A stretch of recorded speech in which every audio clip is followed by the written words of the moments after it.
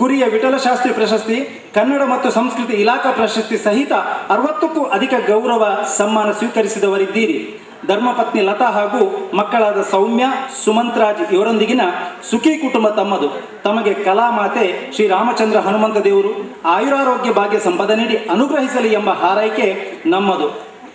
ಶ್ರೀಮತಿ ರೋಹಿಣಿ ಪುರುಷೋತ್ತಮ ನಾಯಕ್ ಮತ್ತು ಮಕ್ಕಳು ಮಿತ್ತಬೈಲು, ಶ್ರೀ ರಾಮಚಂದ್ರ ಕೃಪಾಪೋಷಿತ ಯಕ್ಷಗಾನ ಮಂಡಳಿ, ಹೊಸನಗರ ಮೇಳದ ಪ್ರಾಜ್ಞ ಪ್ರಭಂಜನಿ ಯಕ್ಷಗಾನ ಪ್ರದರ್ಶನ ವೇದಿಕೆ, ದಿನಾಂಕ 19/1/2015. ನುಡಿ ಎಂ ಶಾಂತರಾಮ ಕೊಡುವ ಮೂಡಬಿದರೆ, ವಿನ್ಯಾಸ ಧನಂಜಯ ಮೂಡಬಿದರೆ. ಶಿವರಾಮ್ ಜೋಗಿ ಅವರಿಗೆ ಸನ್ಮಾನ ಪ್ರಕ್ರಿಯೆ ಪ್ರಾರಂಭದಲ್ಲಿ ಇವರಿಗೆ ಆರಾರ್ಪಣೆ ಮಾಡಬೇಕೆಂದೇಳಿ ರೋಹಿಣಿ ಪುರುಷೋತ್ತಮ ನಾಯಕ್ ಇವರ ಹಿರಿಯ ಸುಪುತ್ರರಾದಂಥ ಗೋವರ್ಧನ್ ನಾಯಕ್ ಅವರಲ್ಲಿ ನಾನು ಕೇಳಿಕೊಳ್ತಾ ಇದ್ದೇನೆ. ಆನಂತರ ಗೋವರ್ಧನ್ ನಾಯಕರವರು ಆರಾರ್ಪಣೆ ಮಾಡಲಿದ್ದಾರೆ.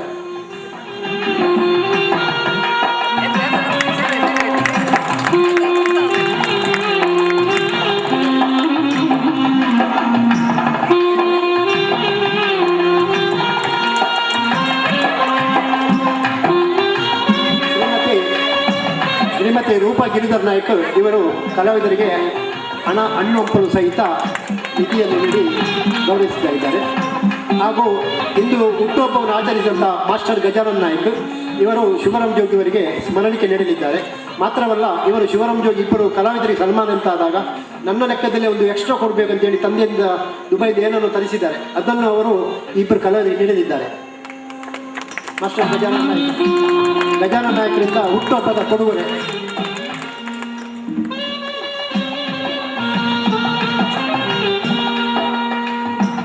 ಶ್ರೀಯುತ ಶಶಿಧರ್ ಪಿ ನಾಯಕ್ ಇವರು ಸನ್ಮಾನ ಪತ್ರವನ್ನು ನೀಡಿದ್ದಾರೆ.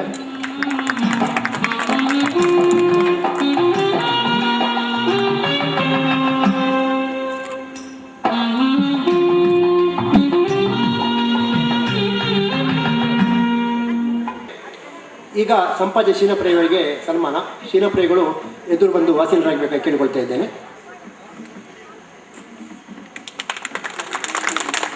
ಯಾವಾಗಲೂ ಮುಗುಳ್ನಗುತ್ತಾ ಇರುವುದೇ ಸಂಪಾಜೆ ಶೀನಪ್ರಿಯವರ ಒಂದು ವ್ಯಕ್ತಿತ್ವದ ಲಕ್ಷಣ. ಸಂಪಾಜೆ ಶೀನಪ್ರಿಯ ಇವರಿಗೆ ಗಿರಿಧರ್ ನಾಯಕ್ ಇವರು ಶಾಲು ಓದಿಸಿ ಗೋವರ್ಧನ್ ನಾಯಕ್ ಇವರು ಹಾರವನ್ನು ಹಾಕಬೇಕಾಗಿ ಕೇಳ್ಕೊಳ್ತಾ ಇದ್ದೇನೆ.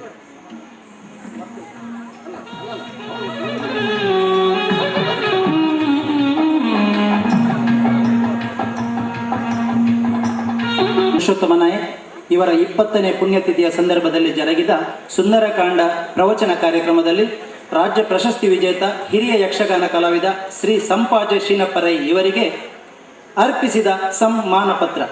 ಸಮ್ಮಾನಿತರೇ, ರಾಮಣ್ಣರೈ ಕಾವೇರಿ ದಂಪತಿಯ ಸುಪುತ್ರರಾಗಿ 1943 ಜೂನ್ 7ರಂದು ತಾವು ಸಂಪಾಜೆ ಮದೇಪಾಲು ಎಂಬಲ್ಲಿ ಜನಿಸಿದಿರಿ. ನಿಮ್ಮ ತಂದೆಯವರು ಯಕ್ಷಗಾನ ಅರ್ಥಧಾರಿಗಳಾಗಿದ್ದ ಕಾರಣ ಸಹಜವಾಗಿ ನಿಮ್ಮ ದೃಷ್ಟಿ ಯಕ್ಷಗಾನದತ್ತ ಹೊರಳಿತು. ಪ್ರಸಿದ್ಧ ಯಕ್ಷಗಾನ ಪೋಷಕರು ಕೊಡುಗೈ ದಾನಿಯೂ ಆಗಿದ್ದ ಡಾಕ್ಟರ್ ಕೀಲಾರು ಗೋಪಾಲಕೃಷ್ಣಯ್ಯರ ಪ್ರೇರಣೆಯಿಂದ ತಾವು ತಮ್ಮ 13ನೇ ವಯಸ್ಸಿನಲ್ಲಿ ಯಕ್ಷರಂಗ ಪ್ರವೇಶಿಸಿದಿರಿ. ಅರ್ಥಗಾರಿಕೆಗೆ ತಮ್ಮ ತಂದೆಯವರೇ ತಮಗೆ ಗುರುಗಳಾಗಿದ್ದರೆ ಕುಂಬಳೆ ಕಣ್ಣನ್ ಅವರಿಂದ ಯಕ್ಷಗಾನ ಹೆಜ್ಜೆ ಹಾಗೂ ಮಾಸ್ತರ್ ಕೇಶವ ಅವರಿಂದ ಭರತನಾಟ್ಯವನ್ನು ಅಭ್ಯಾಸ ಮಾಡಿದಿರಿ. ಬಣ್ಣದ ಕುಟ್ಯಪ್ಪುರವರೇ ತಮಗೆ ಬಣ್ಣಗಾರಿಕೆಯ ಗುರುಗಳು. ಸಂಪಾಜೆಯವರೇ, ಕಲೆ ಎಂಬುದು ನಿಂತ ನೀರಲ್ಲ, ಅದು ಹರಿಯುವ ತೊರೆ ಎಂದು ತೋರಿಸಿಕೊಟ್ಟವರು ನೀವು. ಸರಳ ನಿಷ್ಕಲ್ಮಶ ವ್ಯಕ್ತಿತ್ವದ ನಿಮ್ಮ ಗುಣ ಎಲ್ಲರಿಗೂ ಪ್ರಿಯ. ಹಿತಮಿತವಾದ ಮಾತುಗಾರಿಕೆ, ಆಕರ್ಷಕ ಮುಖವರ್ಣಿಕೆ, ಅದಕ್ಕೊಪ್ಪುವ ಕಂಠಸ್ವರ, ರಂಗಸ್ಥಳದಲ್ಲಿ ನಿಲ್ಲುವ ಭಂಗಿ, ಯಾವುದೇ ಪಾತ್ರವನ್ನಾದರೂ ಲೀಲಾಜಾಲವಾಗಿ ನಿರ್ವಹಿಸಬಲ್ಲ ಸಾಮರ್ಥ್ಯ, ಎದುರು ಪಾತ್ರಧಾರಿಗಳೊಂದಿಗೆ ಸ್ಪಂದಿಸುವ ಶೈಲಿ, ಇವೆಲ್ಲವೂ ನಿಮ್ಮನ್ನು ಎತ್ತರಕ್ಕೆ ಏರಿಸಿದ ಅಂಶಗಳು. ಪ್ರಸಂಗದ ನಡೆಯನ್ನು ಅರಿತಿರುವ ಕೆಲವೇ ಕಲಾವಿದರಲ್ಲಿ ನೀವು ಓರ್ವರು. ಹಿರಣ್ಯಾಕ್ಷ, ಕಾರ್ತವೀರ್ಯ, ಕಂಸ, ದೇವೇಂದ್ರ, ಇಂದ್ರಜಿತು, ಕೌಂಡ್ಲಿಕ, ಅರ್ಜುನ, ಶಿಶುಪಾಲ ಮೊದಲಾದ ಪಾತ್ರಗಳಿಗೆ ಜೀವ ತುಂಬಿದವರು ನೀವು. ಅದರಲ್ಲೂ ಹಿರಣ್ಯಾಕ್ಷನ ಪಾತ್ರವು ನಿಮಗೆ ಅಪಾರ ಪ್ರಸಿದ್ಧಿಯನ್ನು ಗಳಿಸಿಕೊಟ್ಟಿದೆ. ಕುಂಡಾವು, ವೇಣೂರು, ಇರುವೈಲು, ಸೌಕೂರು, ಚೌಡೇಶ್ವರಿ, ಎಡನೀರು ಮೊದಲಾದ ಮೇಳಗಳಲ್ಲಿ ತಿರುಗಾಟ ನಡೆಸಿದ ತಾವು ಕಟೀಲು ಮೇಳವೊಂದರಲ್ಲೇ 33 ವರ್ಷಗಳ ಕಾಲ ತಿರುಗಾಟ ನಡೆಸಿ ಕಲ್ಲಾಡಿ ವಿಠಲಶೆಟ್ಟರ ಮೆಚ್ಚಿನ ಕಲಾವಿದರಾಗಿದ್ದವರು ನೀವು. ಕಳೆದ 9 ವರ್ಷಗಳಿಂದ ಹೊಸನಗರ ಮೇಳದಲ್ಲಿ ಪ್ರಧಾನ ವೇಷಧಾರಿಗಳಾಗಿದ್ದೀರಿ. ಗುಡ್ಡಪ್ಪ ಗೌಡ, ಗೋವಿಂದ ಭಟ್, ಅಗರಿ, ನೆಡ್ಲೆ, ಬಲಿಪ್ಪ, ಕುಟ್ಯಪ್ಪು, ಕದ್ರಿ ವಿಷ್ಣು, ಮಾಧವ ಶೆಟ್ಟಿ, ಕಾಸರಗೋಡು ವೆಂಕಟರಮಣ ಮೊದಲಾದ ಪ್ರಸಿದ್ಧ ಕಲಾವಿದರೊಡನೆ ತಿರುಗಾಟ ನಡೆಸಿದ ಕೀರ್ತಿ ತಮ್ಮದು. ಶೀನಪ್ಪಣ್ಣನವರೇ, ಸಮ್ಮಾನವು ಪ್ರತಿಭೆಯನ್ನು ಹುಡುಕಿಕೊಂಡು ಬರುತ್ತದೆ ಎಂಬ ಮಾತಿದೆ. ತಾವು ಕರ್ನಾಟಕ ಬಯಲಾಟ ಅಕಾಡೆಮಿಯ ಪ್ರಶಸ್ತಿ, ಡಾಕ್ಟರ್ ಕೀಲಾರು ಪ್ರತಿಷ್ಠಾನ ಪ್ರಶಸ್ತಿ, ಅಸ್ರಣ್ಣ ಪ್ರಶಸ್ತಿ ಸಹಿತ 100ಕ್ಕೂ ಹೆಚ್ಚು ಸನ್ಮಾನ ಸ್ವೀಕರಿಸಿದವರು. ತಾವು ಈ ವರ್ಷದ ಕರ್ನಾಟಕ ಸರ್ಕಾರದ ರಾಜ್ಯೋತ್ಸವ ಪ್ರಶಸ್ತಿ ಪಡೆದುದು ನಿಜಕ್ಕೂ ನಿಮಗೆ ಸಂದ ಅರ್ಹ ಪ್ರಶಸ್ತಿ ಹಾಗೂ ನಮ್ಮಂಥ ಕಲಾಭಿಮಾನಿಗಳಿಗೆ ಸಂತಸ ತಂದ ಸಾಧನೆ. ಧರ್ಮಪತ್ನಿ ಗಿರಿಜಾ ರೈ, ಮಕ್ಕಳಾದ ಜಯರಾಮ, ರೇವತಿ ಹಾಗೂ ರಜನಿ ಇವರೊಂದಿಗಿನ ಸುಖಿ ಕುಟುಂಬ ತಮ್ಮದು. ತಮಗೆ ಕಲಾಮಾತೆ ಹಾಗೂ ಶ್ರೀ ರಾಮಚಂದ್ರ ಮತ್ತು ಶ್ರೀ ಹನುಮಂತ ದೇವರು ಆಯುರಾರೋಗ್ಯ ಭಾಗ್ಯ ಸಂಪದೆ ನೀಡಲಿ ಎಂದು ಹಾರೈಸುತ್ತಿದ್ದೇವೆ. ಶ್ರೀಮತಿ ರೋಹಿಣಿ ಪುರುಷೋತ್ತಮ್ ನಾಯಕ್ ಮತ್ತು ಮಕ್ಕಳು ಮಿತ್ತಬೈಲು, ಶ್ರೀ ರಾಮಚಂದ್ರ ಕೃಪಾಪೋಷಿತ ಯಕ್ಷಗಾನ ಮಂಡಳಿ ಹೊಸನಗರ ಮೇಳದ ಪ್ರಾಜ್ಞಾ ಪ್ರಪಂಚರಿ ಯಕ್ಷಗಾನ ಪ್ರದರ್ಶನದ ವೇದಿಕೆ ದಿನಾಂಕ 19/1/2015. ನುಡಿ ಎಂ ಶಾಂತಾರಾಮ ಕೊಡುವ ಮೂಡಬಿದರೆ, ವಿನ್ಯಾಸ ಧನಂಜಯ ಮೂಡಬಿದರೆ. ಇವರಿಗೆ ಸನ್ಮಾನ ಪ್ರಕ್ರಿಯೆ ಪ್ರಾರಂಭದಲ್ಲಿ ಇವರಿಗೆ ರೂಪಾ ಗಿರಿಧರ್ ನಾಯ್ಕ ಇವರು ಫಲವಸ್ತು ಸಹಿತ ಕಾಣಿಕೆ ನೀಡಿ ಗೌರವಿಸಬೇಕಾಗಿ ಕೇಳಿಕೊಳ್ತಾ ಇದ್ದೇನೆ.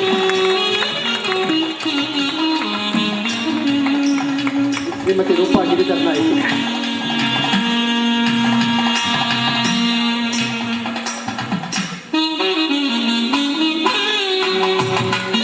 ಅದೇ ರೀತಿ ಮಾಸ್ಟರ್ ಗಜಾನನ್ ನಾಯ್ಕ ಇವರು ಸ್ಮರಣಿಕೆ ಹಾಗೂ ಅವರ ದುಬೈಯಿಂದ ತರಿಸಿದಂಥ ಅವರ ಹುಟ್ಟುಹಬ್ಬದ ಕೊಡುಗೆಯನ್ನು ನೀಡಲಿದ್ದಾರೆ. ವಾಸ್ತವ ನಾಯ್ಕ ಇವರು ಸನ್ಮಾನ ಪತ್ರವನ್ನು ನೀಡಲಿದ್ದಾರೆ.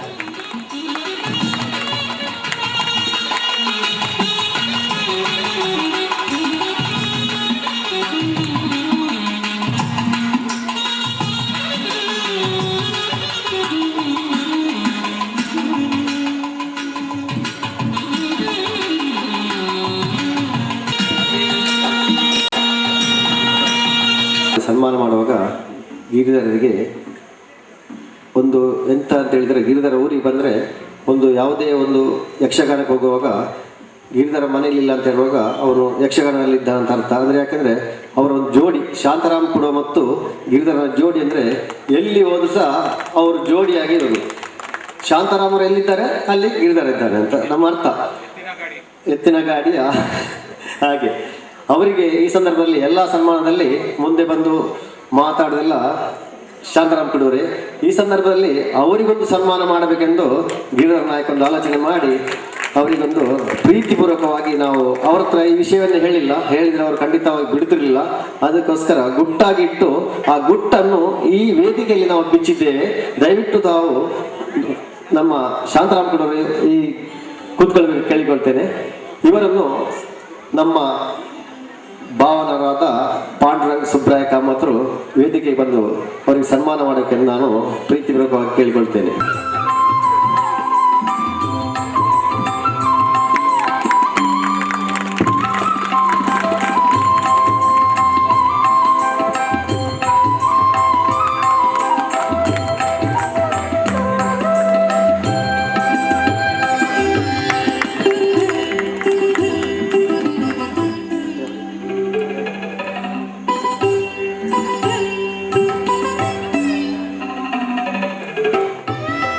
ಧನ್ಯವಾದಗಳು. ಮುಂದಿನ ಗಣ್ಯರೇ, ಮಾನ್ಯರೇ, ಸಭೆಯಲ್ಲಿ ಕುಳಿತಂತಹ ಮಹಿಳೆಯರೇ, ಮಹನೀಯರೇ, ನಾವಿನ್ನೂ ಯಕ್ಷಗಾನದಲ್ಲಿ ದೊಡ್ಡ ವೇಷಧಾರಿಗಳು ಅಂತ ನೀವು ಹೇಳಿದ ಹಾಗೆ ಏನು ಇಲ್ಲ. ಕಲಾ ಸರಸ್ವತಿ ಆ ದೇವಿಯ ಮಕ್ಕಳು, ನಾವಿನ್ನೂ ವಿದ್ಯಾರ್ಥಿಗಳು, ಕಲಿಯುತ್ತಾ ಇದ್ದೇವೆ ಅಷ್ಟೇ. ಪ್ರಾಯ ಆಯಿತು ಅಷ್ಟೇ ಹೇಳ್ಬೋದು ವಿನಃ ಮತ್ತೇನನ್ನು ಹೇಳಲಿಕ್ಕೆ ಸಾಧ್ಯ ಇಲ್ಲ. ಯಾಕಂದರೆ ನಮ್ಮಲ್ಲಿ ಅಂದರೆ ನಮ್ಮ ಮೇಳದಲ್ಲಿ ಬಹಳಷ್ಟು ಒಳ್ಳೆಯ ಕಲಾವಿದರೇ ತುಂಬಿದ್ದಾರೆ. ಕೆಲವರು ಮಾತ್ರ ಮಕ್ಕಳು ಅಂದರೆ ಹುಡುಗರು, ಮತ್ತೆ ಉಳಿದವರು ಎಲ್ಲರೂ ನಮಗಿಂತ ಹೆಚ್ಚಿನ ಕಲಾವಿದರೇ ಹೌದು. ಎಲ್ಲ ಸನ್ಮಾನಗಳು ಎಲ್ಲ ಅರ್ಹತೆಯನ್ನೂ ಪಡೆದವರೇ ಆಗಿದ್ದಾರೆ. ಆದರೆ ಅವರಿಗಿಂತ ಹೆಚ್ಚಿನವರಂದರೆ ನಾವು ಏನು ಪ್ರಾಯದಲ್ಲಿ ಮಾತ್ರ. ನಮ್ಮ ಶೀನಪ್ಪಣ್ಣನಿಗೆ 72 ವರ್ಷ ಆಯಿತು, ನನಗೆ 74 ವರ್ಷ ಆಯಿತು. ಆದ್ದರಿಂದಲಾಗಿ ನಮಗೇನು ಸನ್ಮಾನವನ್ನು ಮಾಡಿದ್ದಾರೆ, ಸಂತೋಷವಾಯಿತು. ಆದರೆ ಪ್ರತಿ ವರ್ಷವೂ ನಮ್ಮ ಮೇಳವನ್ನು ಇಲ್ಲಿಗೆ ತರಿಸಿ ನಮ್ಮ ಮೇಳದ ಪ್ರತಿ ಒಬ್ಬರು, ಇಬ್ಬರು, ಮೂರು ಕಲಾವಿದರಿಗೆ ಸನ್ಮಾನ ಮಾಡುವಂತಹ ಆ ಧೈರ್ಯ, ಯಶಸ್ಸು, ಆಯಸ್ಸು, ಸಂಪತ್ತು, ಸೌಭಾಗ್ಯ ಸನ್ಮಾನ್ಯ ಗಿರಿಧರ್ ನಾಯಕರಿಗೆ ದೇವರು ಕೊಡ್ಲಿ ಎಂಬ ಹಾಗೆ ದೇವರಲ್ಲಿ ಬೇಡುತ್ತಾ ನನ್ನ ಈ ಮಾತನ್ನು ಮುಗಿಸ್ತೇನೆ. ನಮಸ್ಕಾರ. ನನ್ನನ್ನು ದುಬೈಗೆ ಕರ್ಕೊಂಡು ಹೋದದ್ದು ಅವರೇ 2 ಸಲ. ಅದು ಇದಕ್ಕಿಂತ ದೊಡ್ಡ ಸನ್ಮಾನ ಇಲ್ಲ. ಅದರೊಂದು ವೇದಿಕೆಯಲ್ಲಿ ನನಗೆ ಗೊತ್ತಿಲ್ಲದಾಗೆ ಮಾಡಿದ್ದಾರೆ. ಅದಕ್ಕಾಗಿ ಗಿರಿಧರ್ ನಾಯಕರಿಗೆ ಕೃತಜ್ಞತೆ ಅರ್ಪಿಸ್ತಾ ಇದ್ದೇನೆ. ಈಗ ಧನ್ಯವಾದ ಸಮರ್ಪಣೆ ಶಶಿಧರ್ ನಾಯಕ್ ಅವರಿಂದ. ಸಮಯ ಮೀರಿ ಹೋಗಿದೆ. ನಾವು ಇಲ್ಲಿ ಅನೌನ್ಸ್ ಮಾಡುವಾಗ 7 ಗಂಟೆಗೆ ಯಕ್ಷಗಾನ ಪ್ರಾರಂಭವಾಗದೆ ಹೇಳಿದ್ದೆವು. ಸ್ವಲ್ಪ ಸನ್ಮಾನ ಕಾರ್ಯಕ್ರಮದ ನಿಮಿತ್ತ ಸ್ವಲ್ಪ ತಡವಾದ್ದಕ್ಕೆ ಪ್ರಥಮತವಾಗಿ ಬಂದಂಥ ತಮ್ಮ ಎಲ್ಲರಲ್ಲಿ ನಾವು ಕ್ಷಮೆ ಯಾಚಿಸ್ತೇವೆ. ಇನ್ನು ಕೆಲವೇ ಕ್ಷಣದಲ್ಲಿ ನಮ್ಮ ಯಕ್ಷಗಾನ ಪ್ರಾರಂಭವಾಗ್ತದೆ. ಇವತ್ತಿನ ಈ ಸನ್ಮಾನ ಸಮಾರಂಭದಲ್ಲಿ ಸನ್ಮಾನ ಸ್ವೀಕರಿಸಿದ ಇಬ್ಬರು ಕಲಾವಿದರಿಗೂ ನಾನು ಪ್ರೀತಿಪೂರ್ವಕವಾಗಿ ಧನ್ಯವಾದ ಅರ್ಪಿಸ್ತೇನೆ. ಅದೇ ರೀತಿ ವೇದಿಕೆಯಲ್ಲಿದ್ದ ಇತರ ಗಣ್ಯರಿಗೆ ಸಹ ನಾನು ಪ್ರೀತಿಪೂರ್ವಕವಾಗಿ ಧನ್ಯವಾದ ಅರ್ಪಿಸ್ತೇನೆ ಮತ್ತು ಯಕ್ಷಗಾನದ ಎಲ್ಲ ಕಲಾವಿದರಿಗೆ ಧನ್ಯವಾದ ಅರ್ಪಿಸ್ತೇನೆ. ಬಂದಂಥ ಪ್ರೇಕ್ಷಕರಿಗೆಲ್ಲರಿಗೂ ಧನ್ಯವಾದ ಅರ್ಪಿಸಿ ಈ ಧನ್ಯವಾದ ಕಾರ್ಯಕ್ರಮ ಮುಗಿಸಿ ಈ ವೇದಿಕೆಯನ್ನು ಯಕ್ಷಗಾನಕ್ಕೆ ತೆರವು ಮಾಡಿಕೊಡ್ತಾ ಇದ್ದೇವೆ.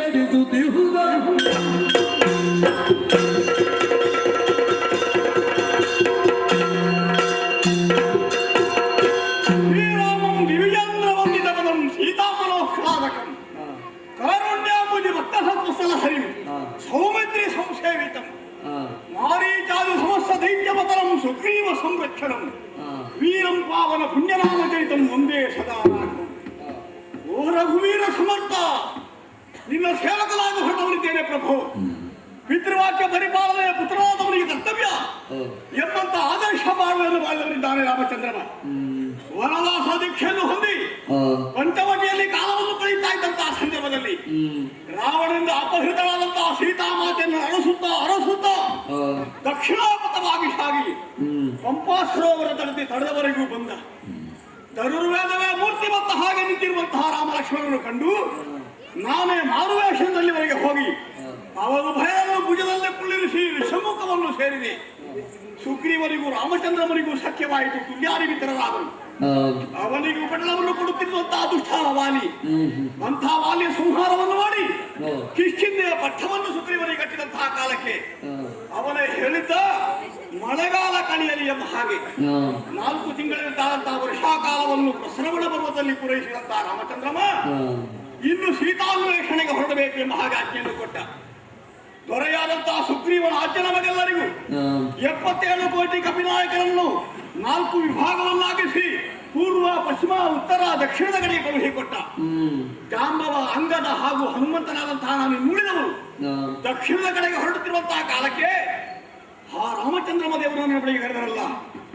ಈ ಭಕ್ತನ ಮೇಲಿರುವಂತಹ ಪ್ರೇಮ ಆ ದೇವರಿಗೆ ಸೀತಾಮಾತೆ ಅಂತಾದಂತಹ ಕುರುಹುಗಳನ್ನು ಅರುಹಿ ಅವನ ಕಿರು ಬೆಳೆದಿರುವಂತಹ ಉಂಗುರವನಿಗೆ ದಯಪಾಲಿಸಿದ್ದಾನೆ.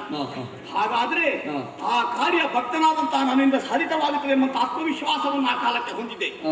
ಅವನ ಪದ ಪುಂಡರೀಕಗಳಿಗೆ ಸಾಷ್ಟಾಂಗ ಪಡಮಟ್ಟಲಿಂದ ಹೊರಟೆ ದಕ್ಷಿಣಾಪದವಾಗಿ ಸಾಗುತ್ತಾ ಇದ್ರೆ ನಮಗೆ ಸಮುದ್ರ ತೀರ ದೊರಕದೆ ಇದ್ದಂತಹ ಸಂದರ್ಭದಲ್ಲಿ ಜಟಾಯುವಿನ ಅಣ್ಣನಾದಂತಹ ಸಂಪಾತಿಯ ಸಹಾಯದಿಂದಾಗಿ ದಕ್ಷಿಣದ ಸಮುದ್ರ ತೀರವನ್ನು ನಾವು ಸೇರಿದವರಿದ್ದೇವೆ.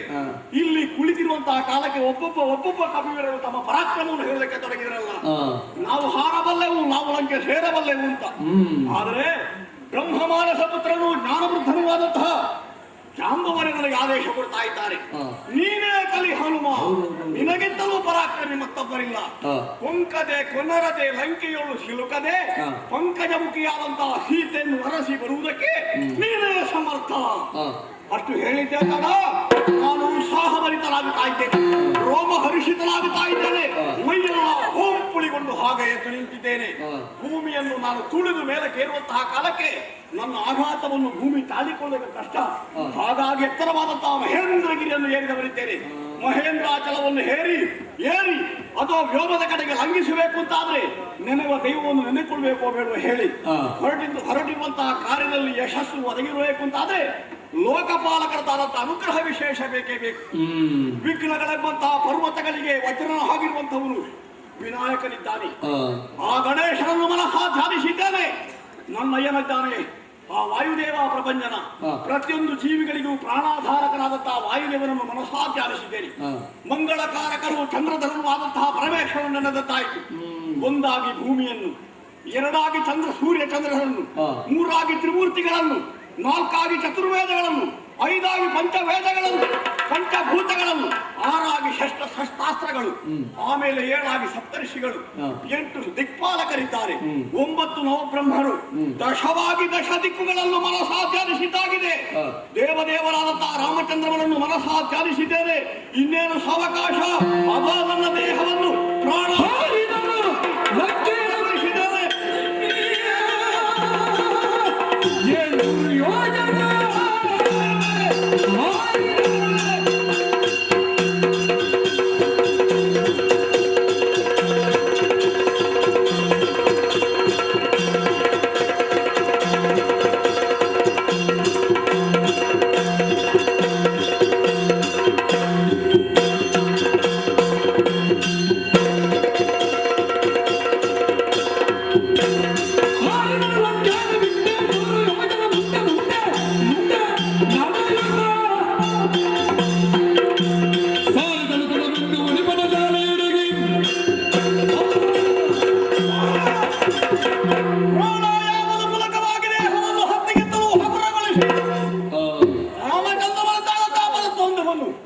ಮನಸಾ ಧ್ಯಾನಿಸುತ್ತಾ ಪುಟ್ಟನಗೆದೆ ಆಗಸಕ್ಕೆ ಏರಿ ಹಾರಿದ್ರೆ ನಮ್ಮ ಉತ್ಸಾಹವೇ ಬಹುಶಃ ಕಾರಣವಾಗಿರಬೇಕು.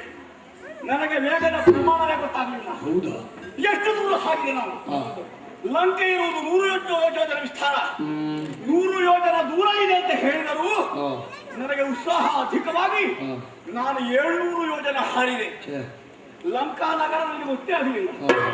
ಭಾನುಮಾರ್ಗದಲ್ಲಿ ಸಾಗುತ್ತಾ ಇದ್ದೆ. ಲಂಕೆಯ ಪಟ್ಟಣ ಸುವರ್ಣ ಲಂಕೆಯಂತೆ ಯಾಕಪ್ಪ ನನ್ನ ಕಣ್ಣುಗಳಿಗೆ ಕಾಣಿಸಲಿಲ್ಲ. ಲಂಕೆಯನ್ನು 700 ಯೋಜನೆ ಮುಂದೆ ಹೋದ ವಿಚಾರ ಮಹತ್ತರಾದಂತಹ ತಿಳುಗುಂದಿ ಮಹಾಮುನಿಗಳಿಂದ ಗೊತ್ತಾಯ್ತು ನನಗೆ. ಆಶ್ರಮವಾಸಿಗಳಾಗಿರುವಂತಹವರ ಪದತಲಗಳಿಗೆ ಪಡಬಟ್ಟು ಕೇಳಿದ ನಾನು ಲಂಕೆಯಲ್ಲಿ ಸ್ವಾಮಿ ಅಂತ. ಆವಾಗ ಕಂಡು ತೆರೆದು ಹೇಳ್ತಾರೆ, ನಿನಗೆ ಯಾಕಪ್ಪ ಕೋಟಗನಿಗೆ ಆ ಲಂಕೆಯ ಸುದ್ದಿ? ಆಮೇಲೆ ತಿಳಿಯಿತು ನನ್ನ ಸತ್ವ ಪರೀಕ್ಷೆ ಮಾಡುವುದಕ್ಕಾಗಿ ಆ ರೀತಿ ಮಾತನಾಡಿದ್ದಾರೆ ಅಂತ. ಆವಾಗ ಹೇಳಿದ್ದೇನು, ಸ್ವಾಮಿ ಕಾರ್ಯದಲ್ಲಿ ನಾನು ಮಾಡಿದ್ದು ದೊಡ್ಡದಲ್ಲ ಅಂತ ಹೇಳಿ ಅವರಲ್ಲಿ. ಆವಾಗ ಒಂದು ಮಾತು ಹೇಳಿದ್ರು, ಸಾವಿರ ವರ್ಷಗಳ ಕಾಲ ತಪಸ್ಸು ಮಾಡ್ತಾ ಇದ್ದೇನೆ ನಾನು, ನನ್ನ ರೋಮರಾಜಿಗಳೆಲ್ಲ ಪಾತಾಳ ಸೇರಿದೆ, ನಾನು ಎದ್ದು ನಿನಗೆ ಲಂಕೆ ತೋರಿಸುವುದು ಹೇಗೆ? ಆ ಕ್ಷಣವೇ ಅವರ ಉಭಯ ಕಂಕುಳಲ್ಲಿ ಮೇಲಕ್ಕೆ ಪಾತಾಳಕ್ಕೆ ಆಗಸವನ್ನು ಸಿಗುವಂತಹ ಸಂದರ್ಭದಲ್ಲಿ ನೋಡಲು ಲಂಕಾ ನಗರ ಸುವರ್ಣ ಲಂಕೆ ಅಂತ ತೋರಿಸಿದ್ದಾರೆ. ಅಲ್ಲಿಂದಲೇ ಹರಸಿದ್ದಾರೆ. ಮರಳಿ ಅವರನ್ನು ಆಶ್ರಮದಲ್ಲಿ ಕುಳ್ಳಿರಿಸಿದ್ದೇನೆ. ಲಂಕಾ ನಗರದ ಕಡೆಗೆ ಬಂದಿದ್ದೇನೆ.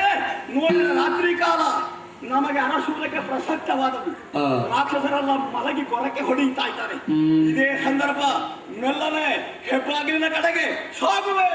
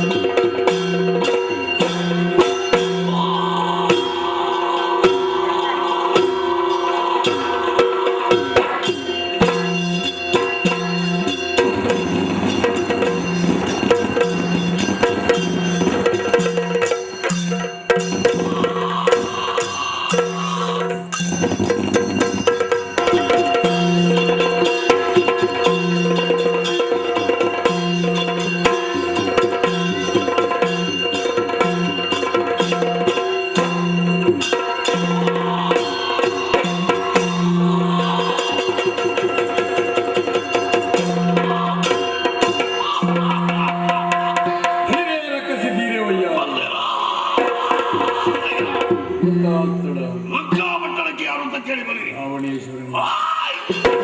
ರಾವಣೇಶ್ವರ ಇಲ್ಲಿಗೆ ಅಧಿಕಾರಿ. ಆದರೆ ಈ ಬಂಗಾರದ ಲಂಕೆಯನ್ನು ರಕ್ಷಣೆ ಮಾಡುವವಳ ಬಗ್ಗೆ ಗೊತ್ತಿರುವ ನಿಮಗೆ? ಯಾರಂತ ಗೊತ್ತಿರುವ? ಒಬ್ಬಳು ಹೆಣ್ಣು. ಯಾರು? ಲಂಕಿಣಿ. ಏನಯ್ಯ ಲಂಕಿಣಿ ಏಕವಚನದಿಂದ ಕರೀತಾ ಇದ್ದೀರಲ್ಲ, ಏನು ಕಿಣಿಕಿಣಿ ಅಂದ್ರೆ ಅಪಹಾಸ್ಯವ? ಬಾಯ್, ನಮ್ಮನ್ನೆಲ್ಲರೂ ಗೌರವದಿಂದ ಕರೆಯುತ್ತಾರೆ, ಪ್ರೀತಿಯಿಂದ ಮಾತನಾಡಿಸ್ತಾರೆ. ಲಂಕಿಣಿ ದೇವಿ.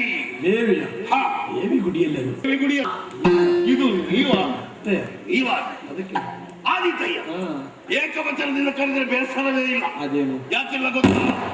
ನೀವು ಲಂಕಾಪಟ್ಟಣದ ಆಸ್ಥಾನ ವಿದ್ವಾಂಸರು. ಸಂಗೀತವನ್ನು ಕೇಳುವುದಕ್ಕೆ ನಿಮ್ಮಲ್ಲಿ ಎಷ್ಟೋ ಜನ ಬರ್ತಾರೆ, ಕೇಳ್ತಾರೆ ಅಲ್ವೇ? ಜೊತೆಗೆ ಇವರಿದ್ದಾರೆ ಗುರುಗಳು. ಈ ಗುರುಗಳು ನಿಮ್ಮ ಜೊತೆಯಲ್ಲಿ ಇದ್ರೆ ನಿಮಗೆ ಯಾವ ರೀತಿಯ ತೊಂದರೆಯೂ ಇಲ್ಲ. ಜೊತೆಗೆ ಇವರು ಇದ್ದಾರೆ, ಕುಡಿ ಮೀಸೆಯಲ್ಲ ಪೋರ. ನೋಡಿ, ಮೀಸೆ ಮೇಲೆ ಕೈ ಹಾಕುವುದು ಈಗಲೇ ಪ್ರಾಯ ಬರ್ತಾ ಇದೆಯಲ್ಲ, ಹಾಗಾಗಿ ಹೀಗೆ ಮಾಡ್ತಾ ಇದ್ದಾರೆ. ಏನೇ ಇಲ್ಲಿ ಸಂತೋಷದ ವಿಷಯ, ನೀವು ಮೂವರ ಜೊತೆಯಾಗಿ ಕುಳಿತರೆ ಮತ್ತೆ ನಿಮ್ಮೆದುರಿಗೆ ಯಾರು ಕೂತ್ಕೊಳ್ಳುವುದಿಲ್ಲ. ಯಾಕೆ? ಅಷ್ಟು ವಿದ್ಯುತ್ತುಳ್ಳವರು ನೀವು. ಬಿಡೋಣ, ನಿಮ್ಮ ವಿಷಯ ನನಗೆ ಚೆನ್ನಾಗಿ ಗೊತ್ತು. ನಮ್ಮ ವಿಷಯ ನಿಮಗೆ ಏನು ಗೊತ್ತು? ಬರೀ ರಕ್ಕಸಿದ್ದ ತಾತ್ಸಾರ ಭಾವನೆಯನ್ನು ಈ ಬಂಗಾರದ ಲಂಕೆ ಅಂದ್ರೆ ಕನಕ ಲಂಕೆ ಇಲ್ಲಿ ಅಧಿಕಾರಿಯಾಗಿ ಬೆರೆಯುತ್ತಾ ಇದ್ದಾನೆ ರಾವಣೇಶ್ವರ. 14 ಲೋಕಕ್ಕೂ ಅಧಿಪ ಹೌದು. ಆದ್ರೆ ಅವನಿಗೆ ಹೆಸರು ಬರುವುದಕ್ಕೆ ಅವನು ಭದ್ರವಾಗಿರುವುದಕ್ಕೆ ಕಾರಣ ಯಾರು? ಯಾರು? ನಾನು. ಈ ಕನಕಲಂಕೆಯನ್ನು ನಾನು ಭದ್ರವಾಗಿ ಕಾವಲು ಮಾಡ್ತಾ ಇದ್ದೇನೆ. ನನ್ನ ಕಾವಲಿನಿಂದಾಗಿ ಯಾವ ರೀತಿಯ ತೊಂದರೆಯೂ ಅವನಿಗಿಲ್ಲ, ನನ್ನಿಂದಾಗಿ ಅವ ಸಂತೋಷ ಪಡಬೇಕಿತ್ತಾದ್ರೆ ನನ್ನಿಂದ ಅವ. ಯಾಕೆ? ನನ್ನ ಕಾವಲು ಹಾಗೆ ಕಣ್ಣಿಗೆ ಎಣ್ಣೆ ಹಾಕಿ. ಹೌದಾ? ನಾನು ಏನು ಹೌದಾ? ಎಣ್ಣೆ ಎಲ್ಲಿಗೆ ಹಾಕಿ? ಕಣ್ಣಿಗೆ ಎಣ್ಣೆ ಹಾಕುವುದಂದ್ರೆ ಯಾಕೆ? ನಿದ್ದೆ ಬಾರದ ರೀತಿಯಲ್ಲಿ ಎಣ್ಣೆ ಹಾಕಿ ಕಾವಲು ಕಾಯ್ತೇನೆ. ಹಾಗೆ ಒಂದು ಸುತ್ತು ಬಂದೆ. ಯಾವುದಕ್ಕೆ ಸುತ್ತು ಬಂದ್ರೆ ತಲೆ ತಿರುಗಿ ಅಲ್ಲ, ಕನಕಲಂಕೆಗೆ ಒಂದು ಸುತ್ತು ಬಂದೆ. ಯಾರಾದ್ರೂ ವೈರಿಗಳು ಬಂದಿದ್ದಾರೆ ಅಂತ ಹುಡುಕುತ್ತಾ ಹೊರಟವಳು, ಯಾರು ಕಾಣಲಿಲ್ಲ. ಖಂಡಿತವಾಗಿಯೂ ಬರುವುದಕ್ಕೆ ಸಾಧ್ಯವಿಲ್ಲ. ನಾನಿರುವಾಗ ಮತ್ತೊಬ್ಬ ಕಳ್ಳ ಖಂಡಿತ ಬರಲಾರ. ಹಾಗಲ್ಲ, ಭದ್ರ ಕಾವಲನ್ನು ನಮ್ಮ ಕಣ್ಣು ತಪ್ಪಿಸಿ ಯಾರು ಒಳ ಪ್ರವೇಶ ಮಾಡುವುದಕ್ಕಿಲ್ಲ. ಹಾಗೆ ಸುತ್ತು ಬಂದಾಯ್ತಾ, ಇಲ್ಲಿ ಬಂದು ನೋಡಿದ್ರೆ ಅಪಶಕುನ ಆಯಾಸ, ಕಣ್ಣು ಏನೋ ಮಂಜು ಬಳಿತಾ ಇದೆ. ನಿದ್ದೆ ಮಾಡುವುದಲ್ಲ, ನಿದ್ದೆ ನಾವೇ ಮಾಡುವುದೇ ಇಲ್ಲ. ನಾವು ರಾತ್ರಿ ಎಂತದ್ದು ಬರುವುದು? ನಮಗೆಲ್ಲ ನಿದ್ದೆ ಬರುವುದಿಲ್ಲ. ನಾವು ಯಾವತ್ತು ನೋಡಿದ್ರೆ ಎಚ್ಚರವಾಗಿಯೇ ಇರುವುದು. ಈಗ